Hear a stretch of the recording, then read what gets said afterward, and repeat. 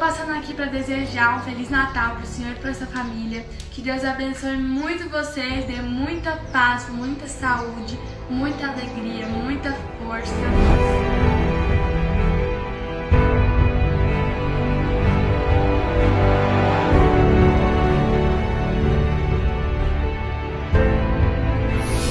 E lembra que eu falei pro senhor aquele dia?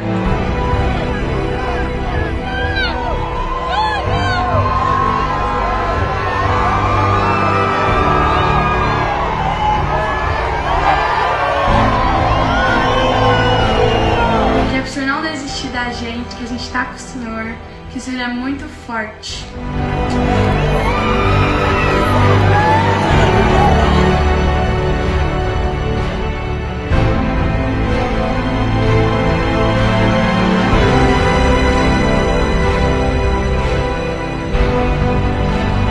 Pois é, desde aquele dia não mudou nada. A gente continua com o Senhor, viu? Um beijo grande e boas festas.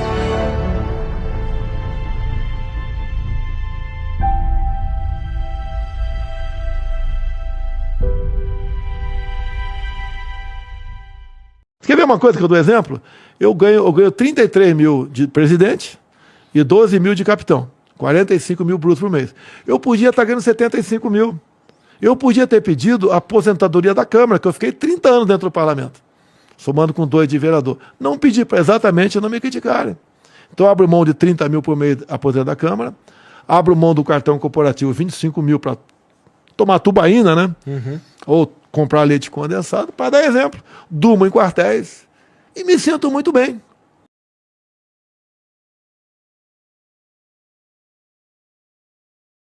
Olha o que o nosso presidente Bolsonaro falou. Por falta de conhecimento, meu povo pereceu. O Brasil tinha tudo para quebrar, com a pandemia e com a guerra lá fora. Aconteceu o contrário, a equipe que tinha do nosso lado. A economia voltou em V, tivemos superávit, e aconteceu aquilo final de 22. Só o presídio comemorou. E o sistema, que tem nome e sobrenome. Mas vamos considerar a página virada. Vamos ver o futuro, olhar para frente. E tornar inelegível porque me encontrei com embaixadores. Eu não me encontrei com traficantes no Morro do Alemão. A segunda inelegibilidade, porque no 7 de setembro eu botei do meu lado um empresário.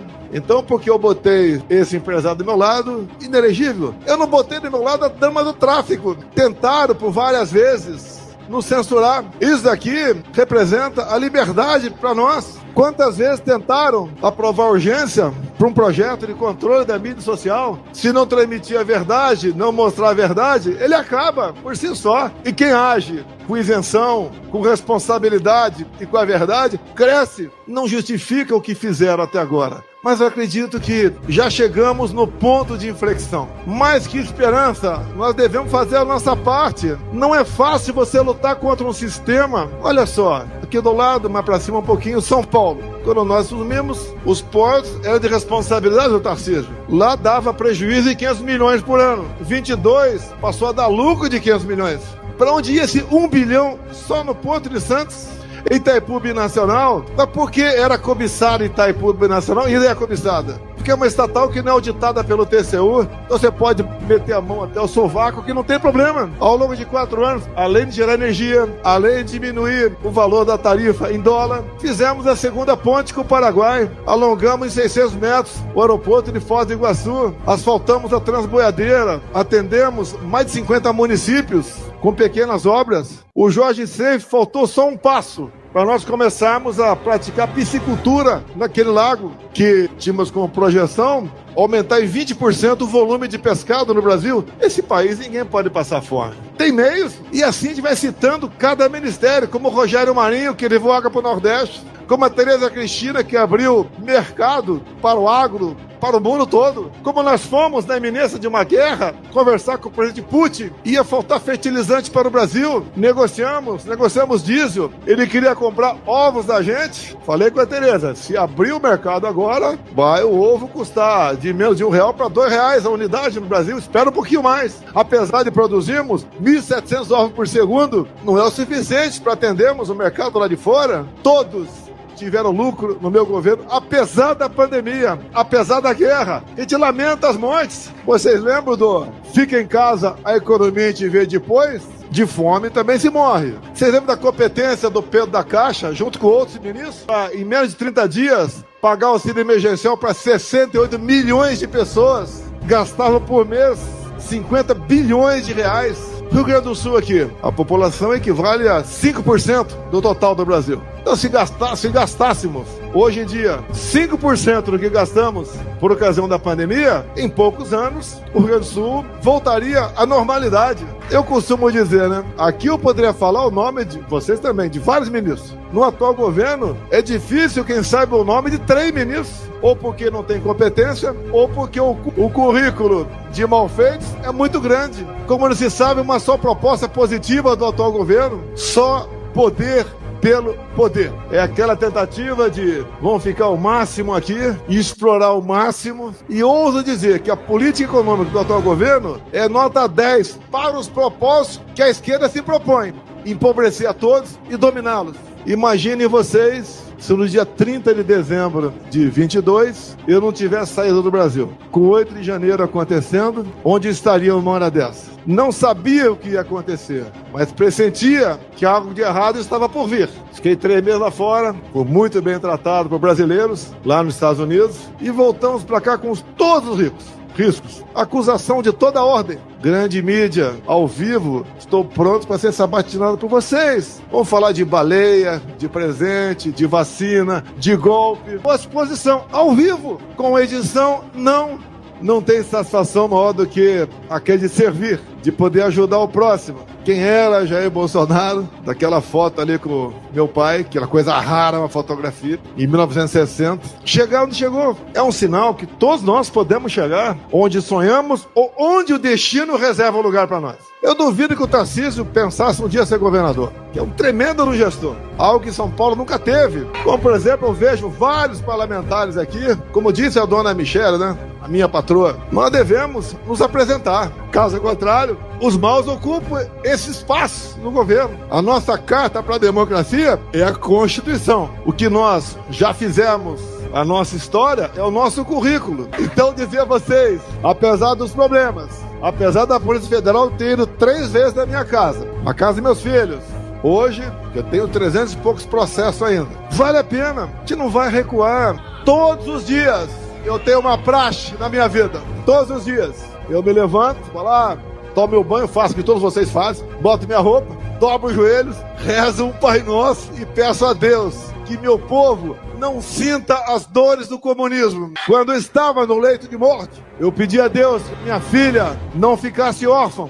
Fui atendido. Como agora eu fiz um pequeno texto de 14 ou 15 pequenos itens sobre o caso Adélio, sobre o delegado que investigou o caso Adélio, o dono do inquérito. Esse mesmo delegado que nada apurou porque não quis apurar, foi prestigiado, é diretor de inteligência da PF. E agora, um dos advogados sofre uma ação da Polícia Federal, tem apreendido um Porsche, um avião e congelado 200 milhões de reais. Esse advogado, que no dia 7 de setembro de 2018, foi a Juiz de Fora para atender o Adélio por questão humanitária, descobrir um advogado samaritano. Roraima tem uma tabela periódica lá. Além disso, tem o Vara do Rio Cotingo, 12 quilômetros por 600 metros. De cota, ali dá para gerar energia para metade do Brasil, para agregar valor em nossos minérios, para fazer do Brasil realmente uma terra prometida, trazer paz, prosperidade, ordem e progresso para todos nós, onde erramos ao longo de décadas.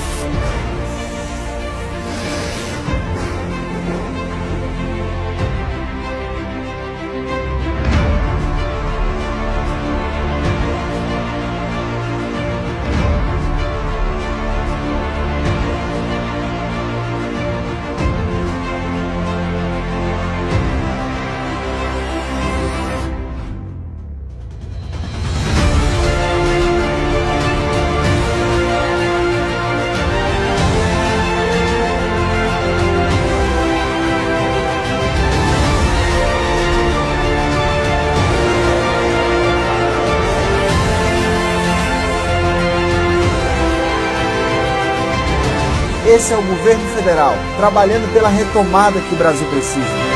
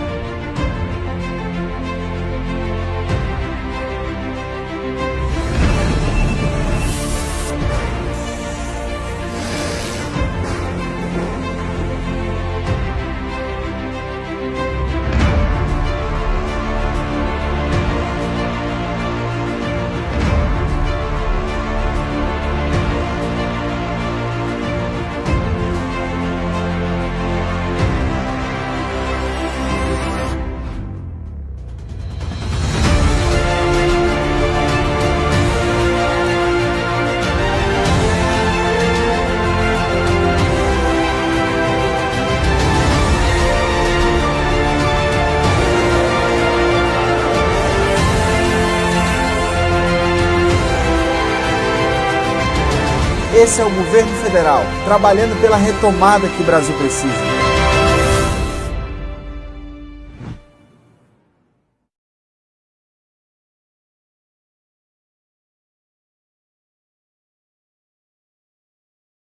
Obras do governo Bolsonaro.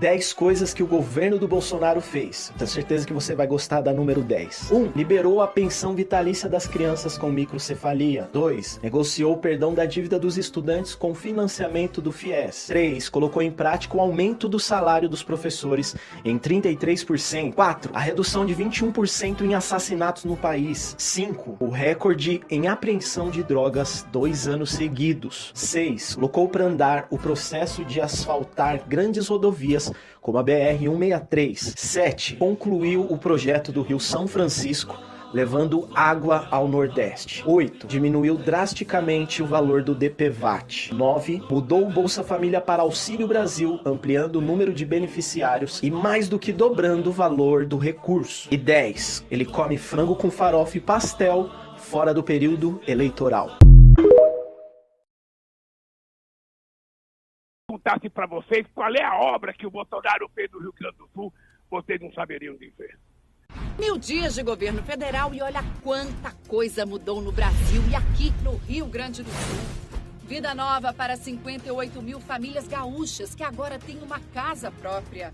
E para mais de 2.400 homens e mulheres do campo que depois de décadas conquistaram título de suas terras. Os leilões de transmissão de energia elétrica geram para o nosso estado 4.000 empregos e mais de 1,7 bilhão para investir no povo gaúcho. Nossos alunos ganharam ônibus novinhos, obras e melhorias em escolas e creches, internet em sala de aula e 12 escolas cívico-militares.